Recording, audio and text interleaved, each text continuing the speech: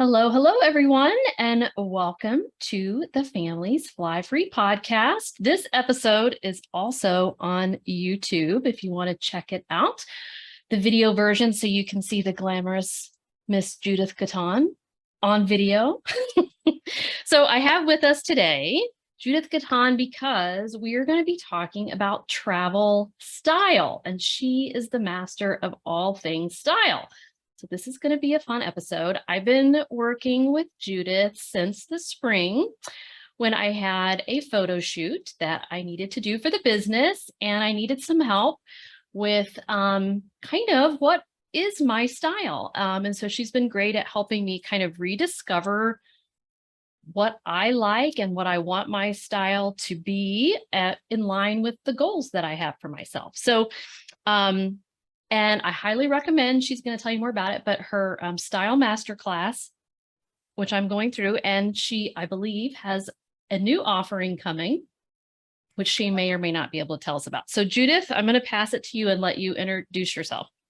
Hi, I'm Judith Gaton. I'm a master certified coach and a personal stylist. So altogether we say master style coach. And I have a really funny memory of Lynn and I in the bathroom in this like giant mansion Airbnb, right? It's like this glamorous mansion Airbnb.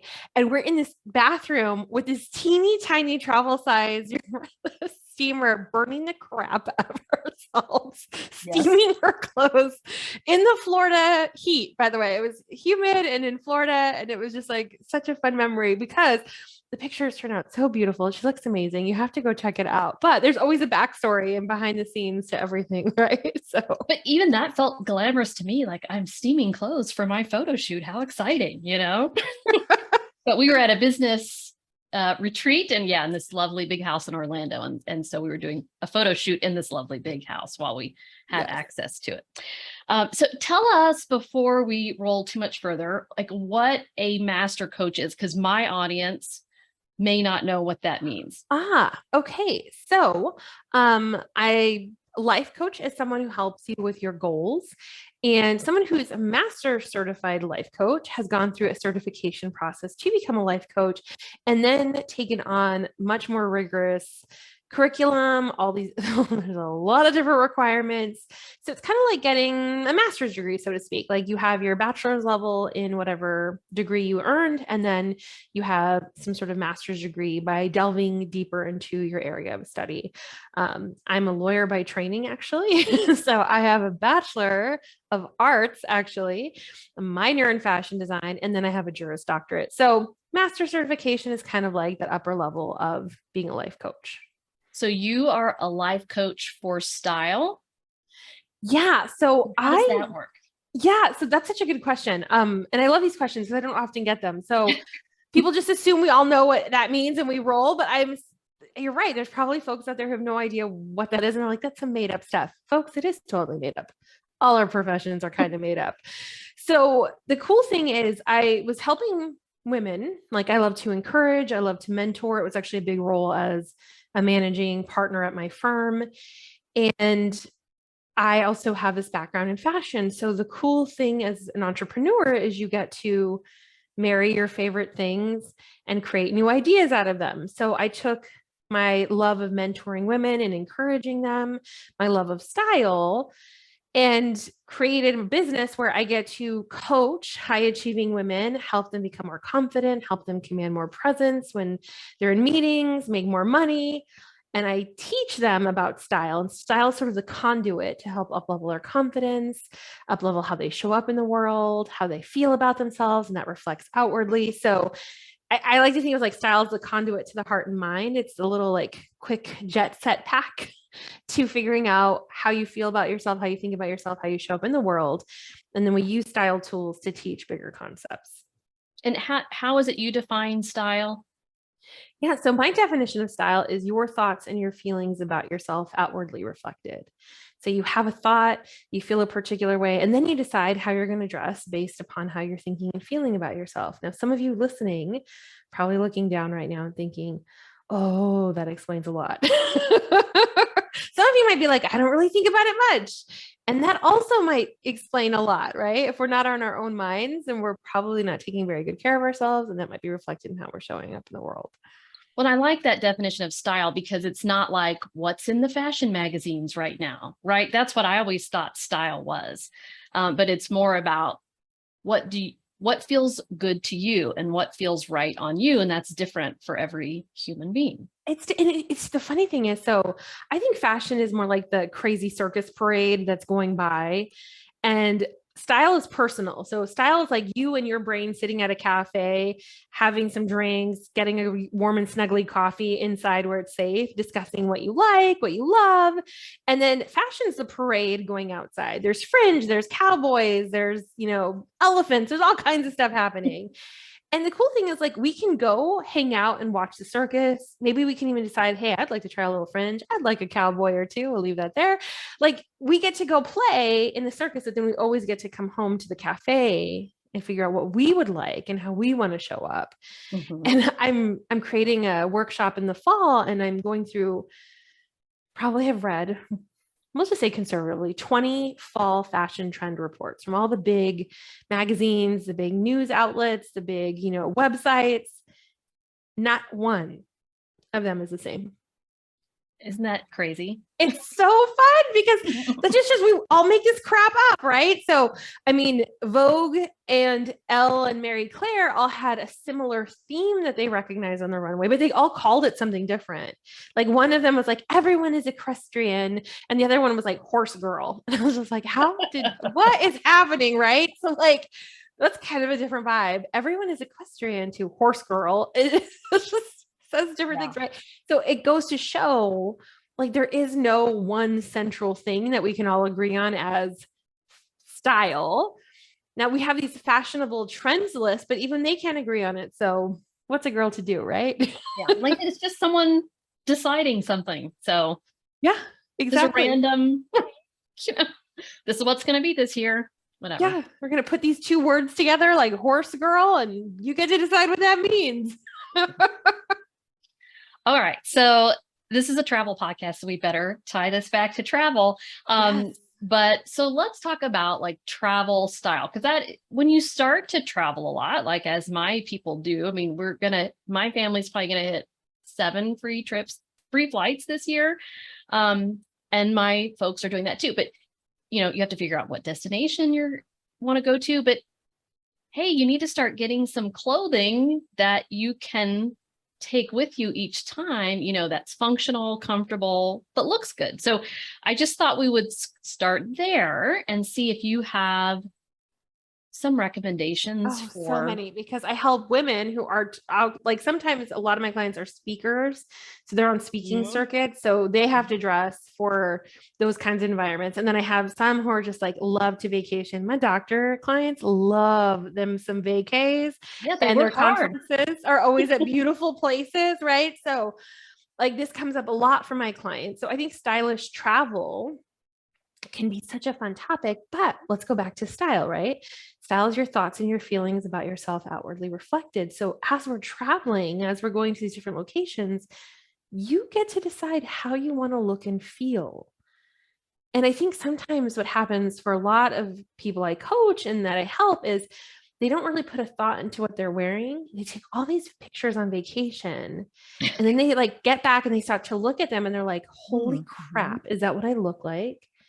That's right. You got to remember, you're taking pictures on vacation, right? Right. Yeah. Like you want to, like, seal this memory for posterity. And sometimes when we pass, like, all our family has of us is the memories from these vacations and these outings and these things we did together.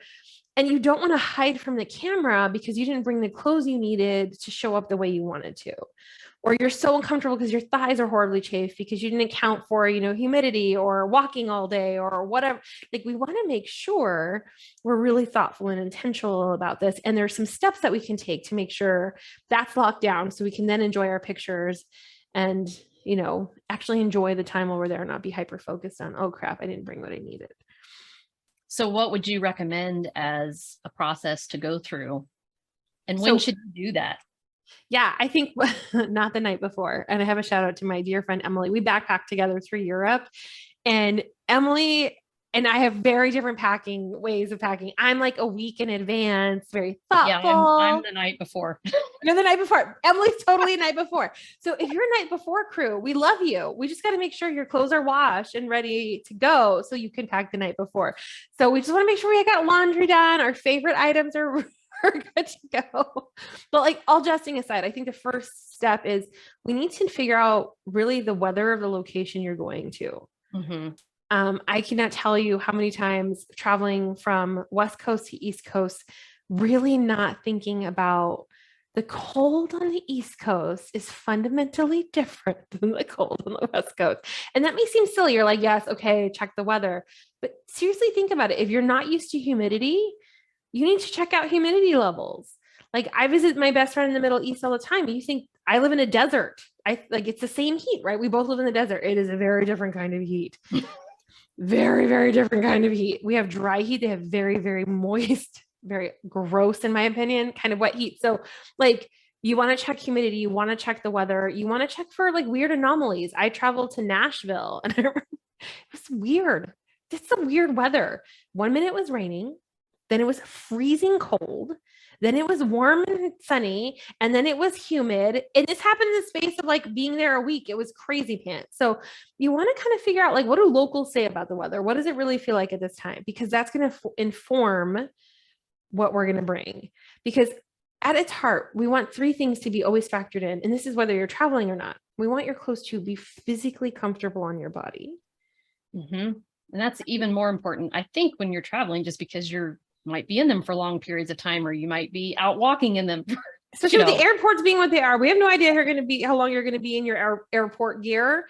So we want to make sure physical comfort is the first thing. And then the second thing is we want to make sure we factored in what activities you actually will be doing, right? And this is true of like your lifestyle activities as well. If you were just going to talk about your regular wardrobe. And then the third thing is then we can factor in more like personal style and preferences is like the third layer.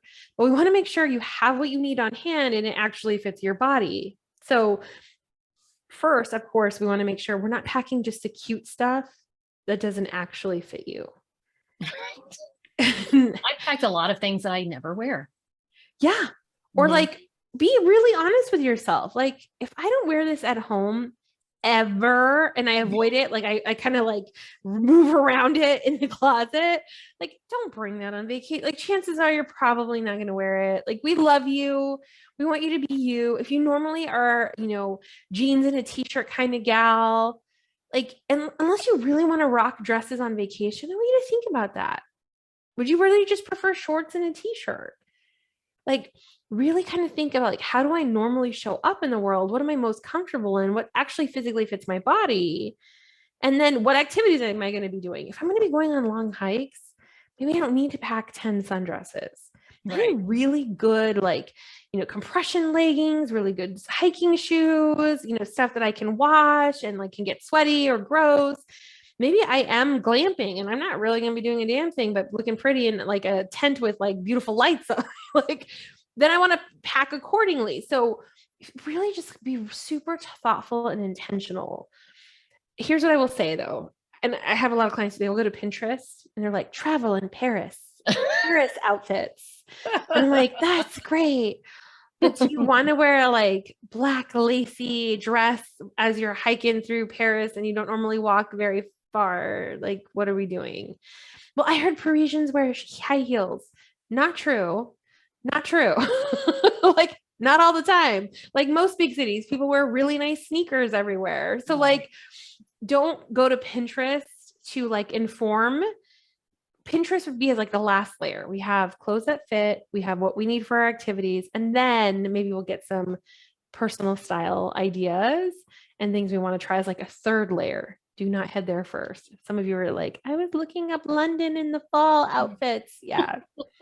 Step away. Streamy though. I love to say that when we went to Europe for the first time, my husband was just adamant that we were not going to look like American tourists. And so he made everyone upgrade their wardrobe a bit, like not super fancy, but like we're not going to be wearing shorts and flip-flops around because we don't want to stand out as Americans or tourists and get, I don't know, you increased chances of being, pickpocketed or whatever too. But, so anyway, we upgraded ourselves, which was nice. Like, instead of wearing the regular old. It is nice. And you can't, I lived in London and I remember I met my best friend, Emily, the one I just mentioned.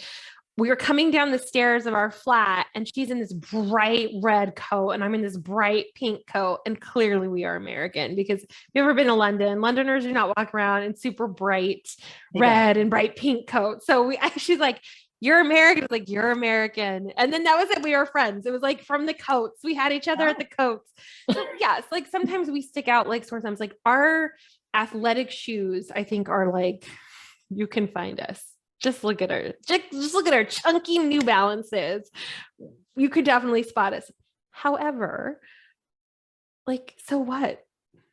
Really, guys, so what? I'm Californian and I'm super Californian. Like I make direct eye contact with people. I smile at them. I talk to everybody. It doesn't matter what language I'm in. Doesn't matter if I really speak it that well. I'm like, hi.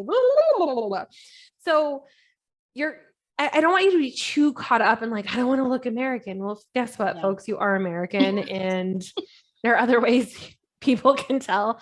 Just be comfortable. And yes, like it's fun to upgrade things because you want to, but I don't want you to put added pressure on yourself, especially if you've just spent money for a, expensive vacation. And then now you're adding stress of like looking a particular way. Yes, for sure. And it is, going to Europe is a major ordeal. So you don't want to add any other layers to that. But I will say it is fun. Like, when you're traveling, I always like to feel like a local. So I guess there's an element of that, but I was so thrilled in New York City earlier this year. 2 people asked me something they would ask a local. I was like, oh, do they think I'm a local New Yorker? It's just super fun. And then just on your point about the weather, I have to say that all 3 places that we went this summer, we were cold, which was crazy. Like this was such a hot summer all around the country. And we started in New York, they were having a cold snap. Like I totally needed a sweatshirt. And then we went to Colorado, which guess what? Up in the mountains, one day it was in the 50s, and then the last place, your area of the world, Santa Barbara, also chilly at night, like, cause it's like 70 in the day. Yeah, the temperature drops here quite dramatically. Like I live on the edge of the desert, really like 30 miles from Palm Springs. And during the day, it is 118 here. But that drop off when you've been in 118-degree weather to like the 70s at night will feel actually cold. Like you will feel a little crispy. So while in other places people are like 70 degrees is cold. Wow. But if you're not used to this kind of weather, that kind of dramatic difference in temperature, that will actually feel quite cold. Yeah, that makes sense. So yeah, definitely plan ahead and check the weather, even if you think it should be warm where you're going. But we've also gotten burned in San Francisco too before, like, they're like, but it's June, it should be warm. Yeah, no. Oh, the wind there is insane. But nobody, like, unless you talk to locals who are like, hey, did you plan for the wind? Because the wind here is not like wind anywhere else. Yeah. And June can be cool, right? And the June gloom or whatever in California. And that's how it goes. Okay. So I did have a member today who specifically just happened to ask a style question. So I thought I would ask you. Yay, okay. See, guys, this shows you that as a member of Families Flyfree, you can ask any question related to travel. It doesn't have to be about flying free or where to go or a credit card. You can ask about what clothes to bring. So anyway, she had just asked for any suggestions for websites or I guess, stores, retailers that have travel items that don't wrinkle, but are comfortable and cute, but still affordable. That's a lot of criteria, but comfortable, cute, and affordable. Okay. Just trying to fit everything into a carry-on because I've been talking about this year because travel chaos and bags getting lost and canceled flights. So we've all been trying to fit everything into a carry-on, which squishes everything up, I guess, Yes, it totally does. And I actually did a whole podcast episode on packing while plus size or packing if you're a tall person, and how sometimes people actual larger physical items in their bag, like bring the big bag, bring the big bag. Sometimes it's worth the risk because you're so uncomfortable in not having everything you need, but I won't get on that soapbox. So, yes, here's a few suggestions for you. So for my people who travel a lot, who have to go to, let's say, and I'm speaking specifically to women because this is who I most often coach, but there are a lot of brands that also cater to men in the same category. So if you travel, And this was a woman. So yeah, yes. So this was a woman in particular. So I love if you're traveling for like conferences, not necessarily just vacation, but like you want nicer clothes that is wrinkle free, that you don't have to dry clean. I would really recommend Madame Lafleur. So MM Lafleur. They have beautiful jersey fabrics, lightweight wools, none of which require dry cleaning, are machine washable, and they don't wrinkle. It's like this amazing jersey fabric that they use in all their garments. So if we're looking for something a little more elevated, the price point I would say is about mid-range. It's not necessarily high-end price point, but you're not going to need to buy a ton of the clothes because you're going to be able to mix and match and make a lot of outfits, sort of like a mini mighty wardrobe, and kind of get bang for your buck. Now, let's say we want something more leisure wear, a little more comfortable. I actually really recommend Athleta. They're doing some really great cuts in their like yoga pants that look like trousers, but feel amazing and like butter, and they're size inclusive. So they have a really great size range. And they're not, again, they're not like outlandishly expensive. Now, if we wanted to go like a slightly higher price point, Lululemon, which also caters to men, they do great t-shirts that travel very, very, very, very well. They do great bottom halves, like little joggers that could substitute as a trouser if you needed to go somewhere a little bit nicer. You would like change your shoe out, change your top out, but still be comfy. So athleisure brands might be worth considering, and especially for your bottom layers, right? So for your trousers, or just like a really great little jacket to carry around with you on the airplane, you know, if you're going to be going out or suddenly the temperature drops. And then we can dress them up by pairing them with like carrying one really nice top if you're going to go out that night, or you know, changing up to a nicer polo if we're a gentleman. Like we can play with like a really nice athleisure bottom wear that we can dress up by changing out our shoes and changing out our top. But my first recommendation, if you have like more dressy look that you want to go for, and you said cute, so I'm not sure what you mean by that, but let's assume cute means a little more on the dressy side. MM Lafleur. If we're looking for something slightly a little more casual, but still feels buttery, soft, and yummy, I would say Athleta or Lululemon would be my recommendations. And a brand that I like if you're going to be doing hiking, is Kuhl. I think that's how you say it, Kuhl. And they're a little bit pricier, mid-range, but they have great, you know, wicking, cool, non-wrinkling fabrics that are, you know, they have a lot of the, like you can unzip the pant leg and turn it into shorts and those kinds of things that are very helpful for hiking, like in Colorado, if you're hot down below and then you're up top of the mountain and it's cool, all of a sudden you can kind of put layers back. So yeah, and if you do a lot of hiking, here's what I say, like make sure you bring you know, even just like a smaller bottle of some light like sports detergent to soak your stuff, because it gets funky, especially the moisture wicking brands. If you're going to wear the same thing a lot, I would say, like, if you have a little bit of time overnight, let's soak some of that stuff in some sports detergent, so you're not taking home a bag of really funky aromas. Or get, you know, a special laundry bag that you can place all those things in, and then maybe some lavender sachets that you can put in the rest of your bag, so not everything comes home smelling extra. Because I have some clients who are big on hiking or go on running vacations, and these are the chats we have. So yeah, and if you're traveling with a family too, like I'm not always successful, but I love to find places that actually have access to a washer and dryer, because suddenly when you have 4 people's funky clothes, yeah, exactly. It's so nice to be able to wash them before you return home. And then I always think I'm also helping my future self, because then she doesn't have to do a giant pile of laundry when we get home, on top of everything else, you know, to unpack and get back into the flow of things. But you can't always come across a washer and dryer. So yeah, you just soak it in the sink with some detergent or something like that. Yeah. And then, you know, I have, when I backpacked, I carried a line with me that I could hook across different places to hang dry things. I've also made interesting use of hangers and different things in really nice hotels. If you come in, you would see just stuff hanging all over the place.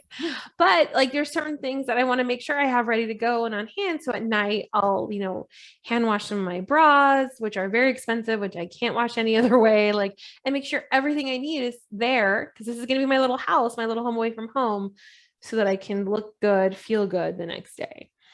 And that little steamer that you mentioned at the beginning, like that actually is a handy little thing to bring with you too, because it just doesn't take up much space in a bag at all. And it can do wonders for getting out wrinkles in fabric. And it comes apart. The one I like, I think it's High Life. That thing comes apart in pieces. Like you can stick socks in different crannies and then the top here, the bottom there. Yeah. Make it work. And I assume they still make this Downy wrinkle releaser, which is a spray. And I take like a little travel spray, and that works pretty good on like cottons or something like that. You just kind of spray it down and wet it and then stretch it out. And it does pretty good with wrinkles because I do not iron. There's no ironing going on over in my house. So I look for non-wrinkleable things. So for sure. Okay, let's circle back because you talked a little bit about like mixing and matching, like swapping in a nicer shirt, for evening wear kind of thing. So what are some tricks you have there that can help minimize the number of things that you need to bring with you? Yeah. So, I mean, it depends on your personality, but most of the time, if we're going to really be packing what, is referred to sometimes as a capsule wardrobe, what I call a mini mighty wardrobe. Yeah. What is that? Yeah. So it's, having few items that you can make a lot of outfits out of. Okay. So it's like, for example, if we know we don't really get all that sweaty and we can wear the same jeans or bottoms over and over again, like depending on your own body, right? We're going to know what we need to swap out the most of. Then let's only bring one pair of bottoms. And if we sweat profusely through our armpits, maybe we're going to bring 10 tops. Like we're going to play with this, right? For some of you, you want a little bit more variety. So I would recommend like 3 bottoms, 3 tops. There are a crap ton of outfits you can make with that combination of things. So the idea is 3 and 3. 3 and 3, a 3x3, you could get a lot of outfits out of that. A 3x3, and even like you want to throw in a dress, we can get a lot of outfits out of that. So the key is you want to like you want to organize around a theme. So for some of y'all, organizing around a theme means color. For some of you, organizing around the theme means we have to organize around the activity that we're going to be doing the most of. But for most of my clients, they can wrap their arms around color most successfully. Okay. So if you like blue, make sure we have blues that we can swap out with each other so this starts to make sense. What we wouldn't want is for you to have like all these like 20 different print types, none of which match, none of which have the same core colors. So none of these things go together. If we really want to pack in a carry-on and we want to make the most outfits out of what we're bringing with us, and we want to be able to make sure that if I keep this one shirt, how many bottoms can I pair this with? If I brought this one pair of pants, how many tops can I pair this with? Whatever item is coming with me, what other items that I'm bringing pair with this so that I at least have more than enough outfits that I could ever possibly need for this trip I'm going out without bringing a ton of stuff with me. Color is the easiest way to achieve that, I often find. And if you do like print or pattern, we just want to make sure that the colors in the print or pattern you're bringing match the colors in the other prints or patterns that we're bringing. So again, everything's cohesive and everything kind of looks like it went together and was planned. All right. So as someone who's not great at matching, what's a good, easy way to figure out if something matches or not? So a lot of people get in their heads about this, right? Because we were told, and if you're back in the day, people were like, get your colors done and you can only wear this, like, screw all of that crap. Okay. Do you like the way it looks together? Okay. Right. Unless we have some folks, who are colorblind, and obviously you might want to tag a friend to be like, hey, does this even make sense? Because here's what I'm seeing. Mm-hmm. And you may be seeing something completely different. Right. So I do want to be sensitive to that. But for the most part, we're just getting in our own way by thinking like these rules about matching. Black and blue can be worn together. Black and brown can be worn together. Like, we can do whatever we want, folks. So good. So I just want you to ask yourselves, like, do I like the way this looks together? Do I think it matches? This blue is close to this blue. This probably would work together twice now. Okay, now I've got 2 outfits, right? So think more along like expansively as opposed to any rules that you've been told in the past. Well, and what helped me here recently is like I went to the site where I purchased the item and I looked at how they had it put together, and they'd have recommendations for like how to wear this. And it gave me some ideas like, oh, like, I wouldn't have thought to put that with this, but that looks good, so it kind of helped also expand what I might have even come up with on my own. So yeah, I think Nordstrom's really good about that. Talbot's is really good about that. I want to say Ann Taylor's really good about that. LOQ, like a lot of brands now. If you just scroll to the bottom of the page, yeah, you have these fake little outfit, sets together. And that's not, I mean, unless you really want to. Thanks to them for doing that. It's so good, right? But like that's essentially what stylists do, is we help you make sense of the things you have on hand, but you have little like cheater things you can get from the sites where you purchase your clothes. The other thing you can do is you can go to Pinterest. Again, this is only after we have things that actually fit us, that make sense for the activities we're going to be doing. You can go to Pinterest and you could type in, let's say I bought a new pair of white jeans and I didn't know what to do with them. I could say white jeans outfit. Okay. Right? White jeans summer outfit, even be more specific, and just see what Pinterest shows me. Yeah. There might be a lot that I'm like, oh my gosh, no. And then I'd be like, oh, that's actually really cute. I do have sandals that look like that. Oh, I do have a really cute scarf. I think I could do something similar. Mm-hmm. It's always to inspire, not to bum you out.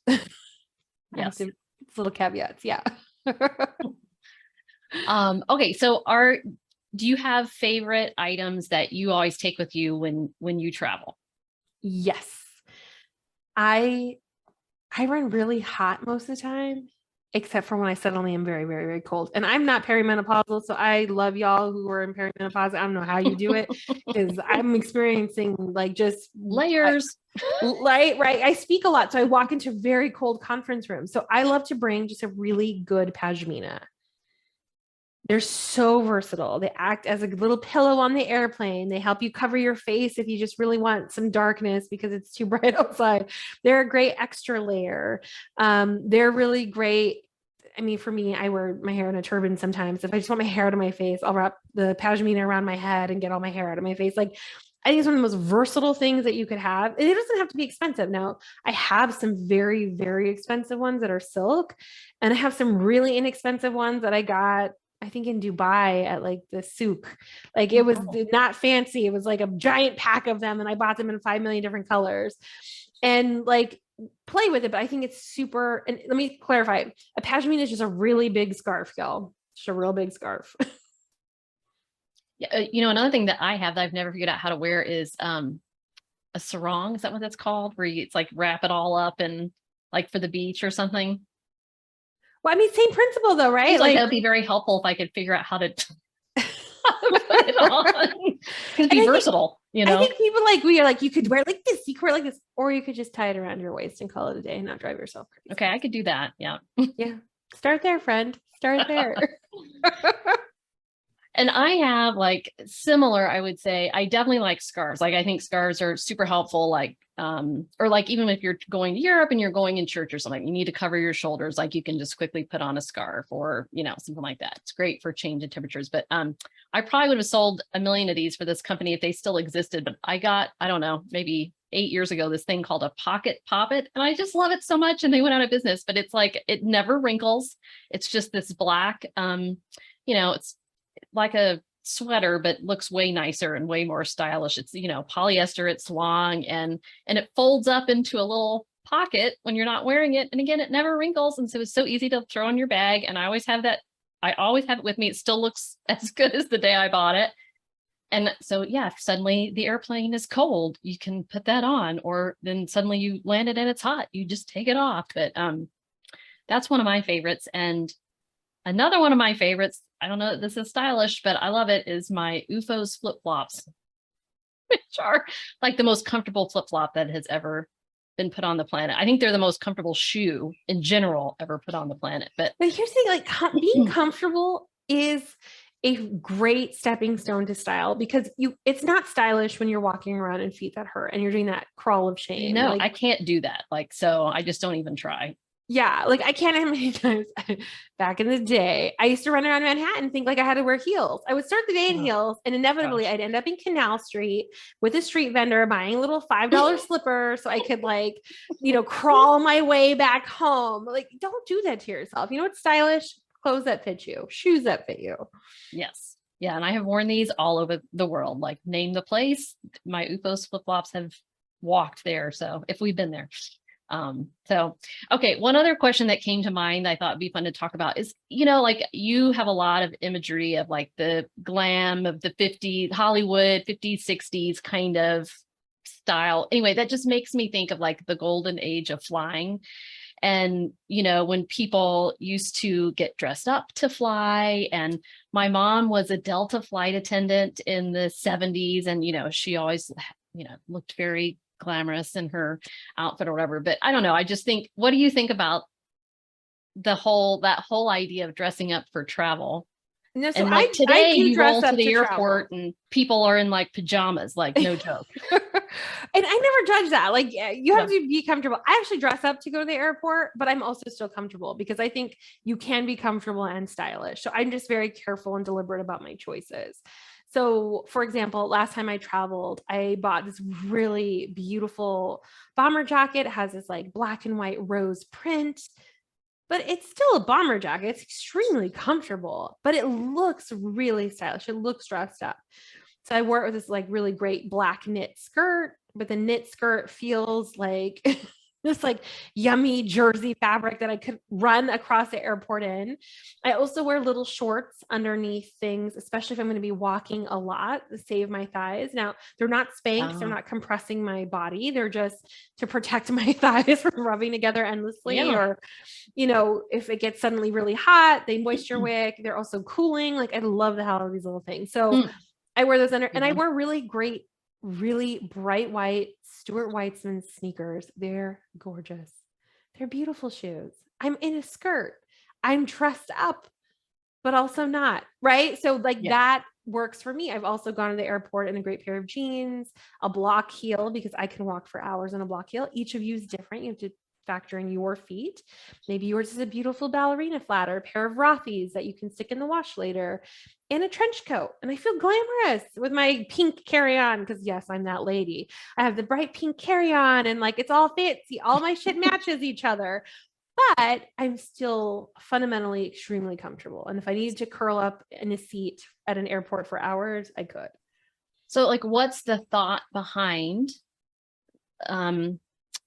looking nice even though you're comfortable while traveling? I do it for For me. you, I get because you dressed for enjoy it. me. Uh-huh. Yeah, I get dressed for me. Like it doesn't matter if other people are going to see me. I work from home primarily. Even like today, I'm in a cute skirt. I'm in a cute little cashmere sweater. Like it's just me and my dog. Like, and you lovely people, but I get dressed for me. Just like if when I go to the airport, I'm not trying to impress anyone. I still am getting dressed for me. So that's a beautiful thing about style being your thoughts and your feelings about yourself outwardly reflected. I love myself. I like to hop off a plane and go wander around. I don't want to have to like, oh, I need to Yeah. shower and then do my hair. No, I drop off my bag. I'm ready to roll. I'm ready to spend time in the city that I've spent money to go hang out in, or I meet friends for dinner or drinks. And I don't want my friends to have to wait for me to go get ready. I'm ready for whatever we're doing. That's my personality. Each of you is going to be different. Some of you go on vacation and you really need a nap and a snack.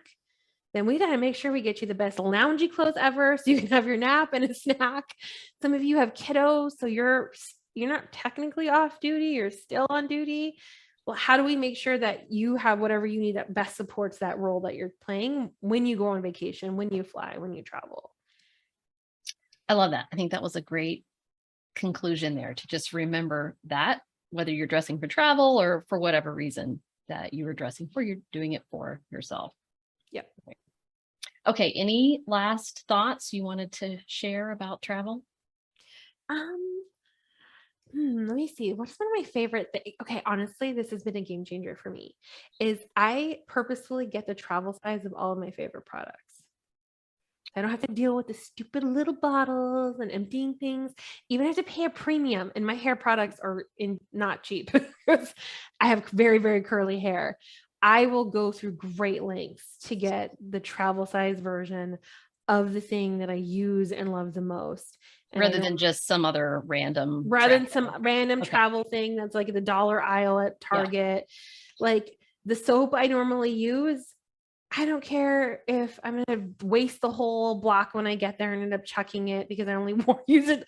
Like it's worth it to me to have those things readily available to me. Like my hairspray is more on the expensive side, and the travel one is not that less expensive. Totally worth it to me to purchase it.